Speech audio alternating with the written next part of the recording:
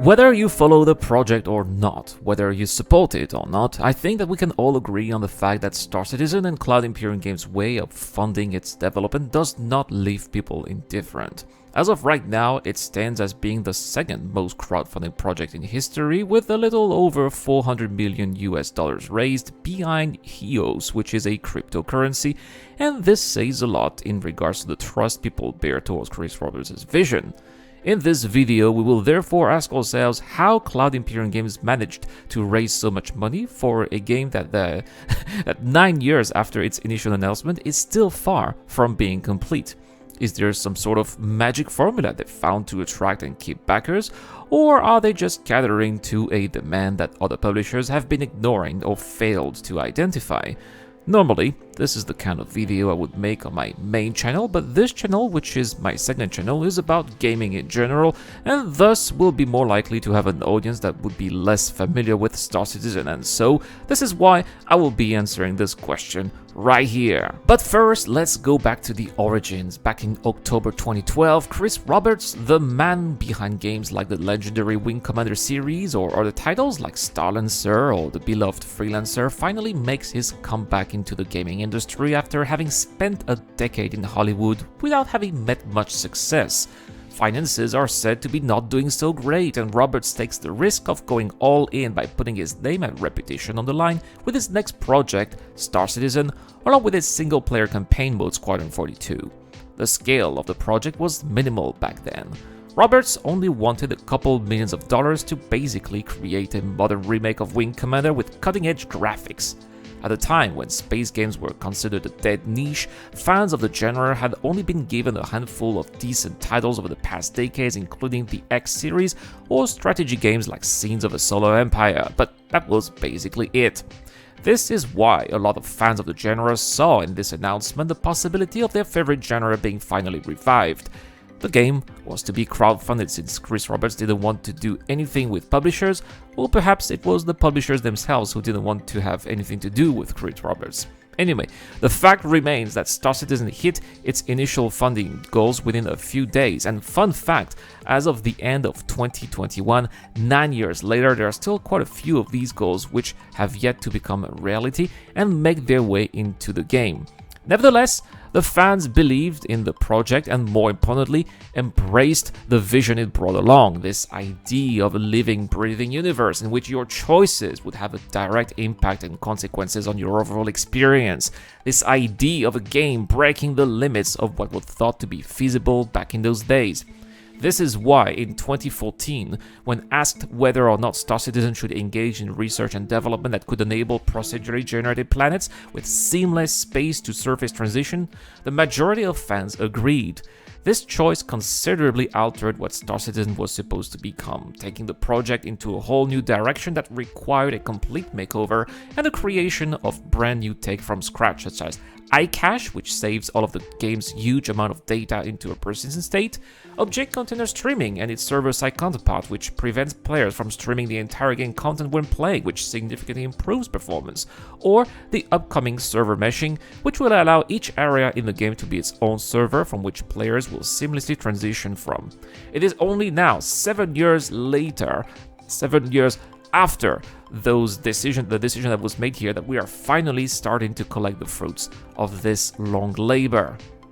Where the overwhelming majority of game developers create their games behind closed door and only reveal their work as it gets close to a potential release date, CIG or Cloud Imperium Games has tried to be as transparent as possible since the beginning, as long as it did not compromise their growth strategy.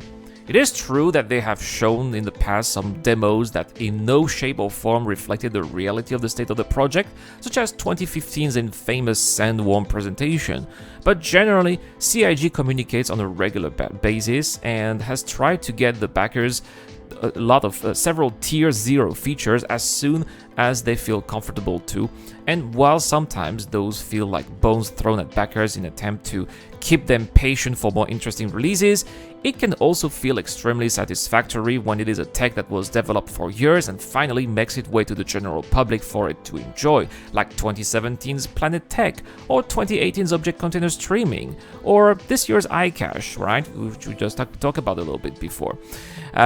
Hopefully, next year we will also get access to server machine as well, and this is really going to allow seamless transition between servers, and that is a major key for the completion of the project.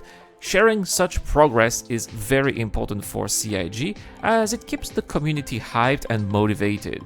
As a result, for a lot of backers, Star Citizen is not just a game, but it is a passion project. Their game, their dream, their creation too, in a way that they have helped build with their financial, testing, and feedback contributions. These very backers are the ones who spread the word about the project. They are the ones who have brought hundreds of thousands of backers who themselves become backers, and they continue the cycle as well. When I backed Star Citizen myself in 2012, we were just a few thousand, and as of now, we are millions strong, and original backers like myself represent a tiny minority amongst the ranks of people who support the project. In fact, as more tech and functionalities go online, more people play the game. People who were waiting to see how the project would eventually fail or progress, or people who didn't have a good computer good enough to run the game back in those days, or perhaps simply people who got bored of other games as well. We've seen a lot of prominent Elite Dangerous players, content creators recently transitioned to Star Citizen, for example. Cloud Imperium Games' policy to be as transparent as possible, as controversial as it may have appeared to some, might have on the long run paid off, and I believe that this is a major factor that explains why the community remains this involved and keeps on growing as it does. The next question that remains then is the funding. As you know, Star Citizen is a massive endeavor, and seeing it complete requires tremendous manpower and formidable talent. All of this has, of course, a price, and as I am writing those lines and recording this video, about 700 people work for Cloud Imperium Games, and the studio is planning to double that number within the next couple of years. Last year, in 2020, CIG finally made a profit of about $4 million, which was the first time in years that they had made money, which I believe shows the extent of their expenses, and with the upcoming increase of these expenses due to their hiring plans, which is also going to involve the acquisition of prime top-notch office space in cities like Frankfurt, Germany, or Manchester, England, Chris Roberts and his team definitely need to find ways to secure an ever-growing cash flow, or else it might very well cast the end of the project as we know it. This is why, from the very beginning, CIG adopted a strategy which has consisted of selling in-game assets for real money. A strategy that has gotten and still gets a lot of heat over the internet, but remains a solution that, again, paid off nevertheless. One could argue that their strategy is more successful now than it originally was. At the start, CIG was regularly accused of selling JPEG ships players would never have in hands. But now, a large part of those ships have been delivered, and sure, there are still a few that still remain to be done, sometimes 8 years after their original sale, but that's because their associated gameplay or tech have not come to fruition yet.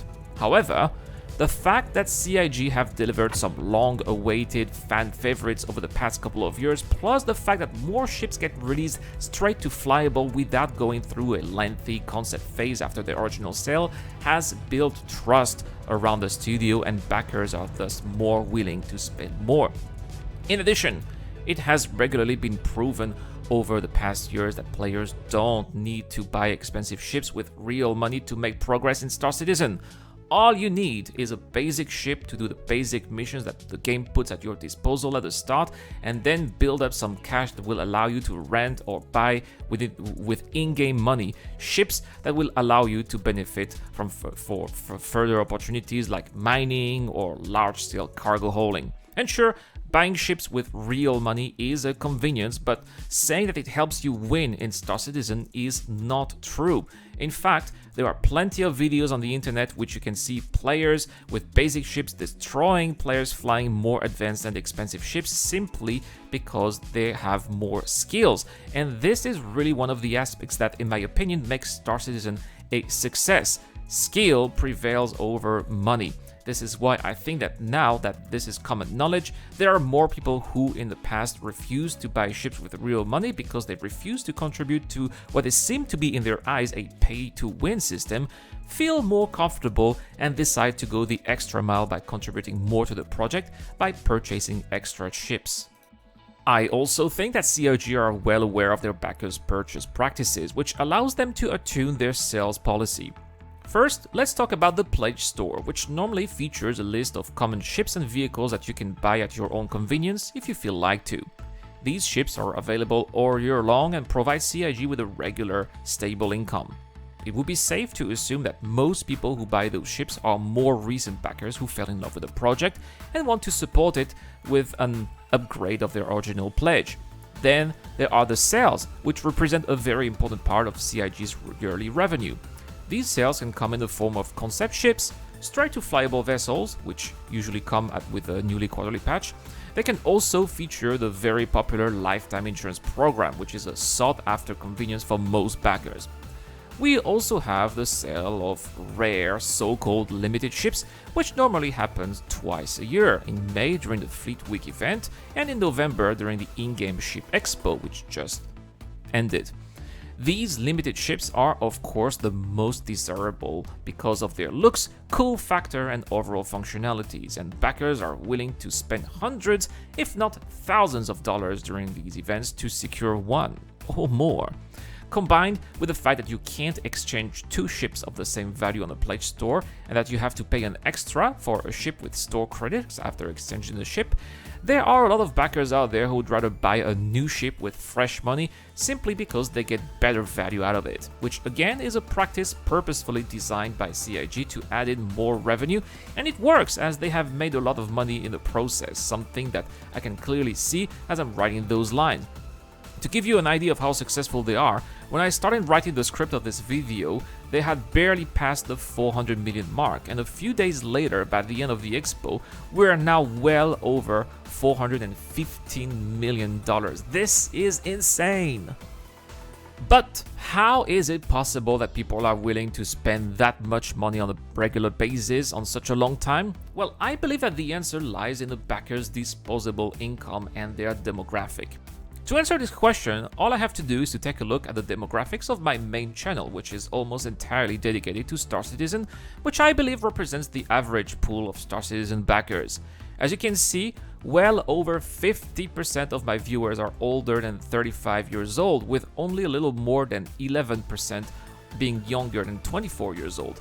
This means that over 50% of my viewers grew up playing Chris Roberts' older titles, and this also means that they have reached an age in which if they follow the traditional career pattern, have become senior employees and are thus earning more money than earlier in their lives. And some have become entrepreneurs, or they have started to collect the fruits of their hard labors. Others have invested in cryptocurrencies a decade ago and now have more money than they could ever dream of. And I have met and talked to a few of these people whom I found to be generous and passionate. And let's be honest here, no one needs 7 Caterpillar cargo haulers or 3 Aegis frigates with real life money. When asked about why they buy those ships over and over again, the answer is always the same. They want to help the project and see it succeed, and CIG knows that, which is why they try to cater to this niche audience as well as possible, because they know it is a very lucrative one.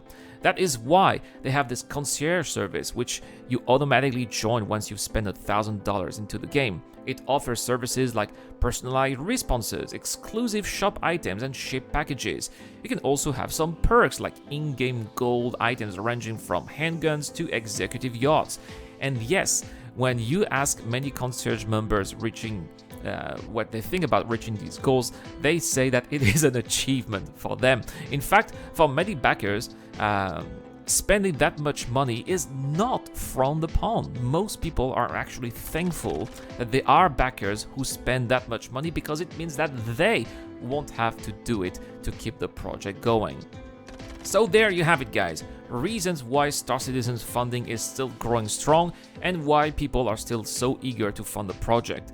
As far as I'm concerned, I have been a backer since 2012, and it has been an amazing experience, as I have always felt that my contributions, either via the bug reports or the data I'm providing with my gameplay sessions, has really helped somehow the developers to get where we are now. Seeing the game taking shape, has been an eye-opening experience on how game development works, and each update has been taking us one step closer to the final vision we were given all these years ago. But let me know in the comment section down below, are you a backer? Have you heard of Star Citizen before? Are you a skeptic perhaps? I want to know everything. And if you've enjoyed this video, please help me out by leaving a like and smash that subscribe button. And if you'd like to become a backer, you can also find my referral code that will grant you 5,000 in-game credits, which could help you get started with a good weapon or some armor, which is always nice. Anyway guys, that's all for this video. Shout out to Ericol and Dr. Forbin as always. This is The Eradicator. I'll see you guys later. A huge shout out to everyone who's been helping me out on Patreon and via the YouTube Join Membership program. Creating content on YouTube involves continuous circles of ups and downs, and it is when we are the lower parts of the curve that your help really motivates me to keep on going. Your contribution really does make a difference, which is why in return I try to give back by offering backers access to my private Discord channel, automatic access to exclusive giveaways, or answering your questions during the show. You can help me out with as little as $1 a month, and any help is greatly appreciated. Thank you very much for watching again. This is The Eradicator. I'll see you guys later.